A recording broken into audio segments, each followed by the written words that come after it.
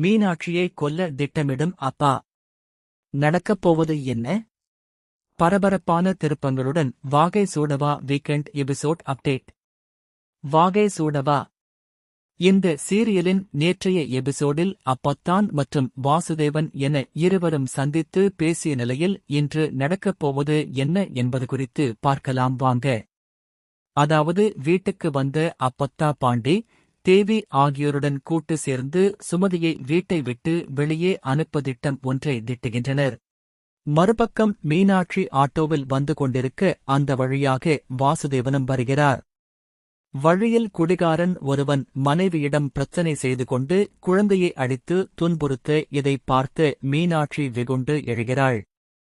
இந்த குடிகார அப்பாக்களே இப்படித்தான் என கோபப்பட வாசுதேவன் இதை எல்லாம் பார்த்து நான் தான் நீ வாப்பா என்று தெரிஞ்சா நம்மள சும்மாவிட மாட்டாள். சுமதிய அந்த அளவுக்கு கொடுமைப்படுத்தியிருக்கேன் என நினைத்துக் கொள்கிறான்.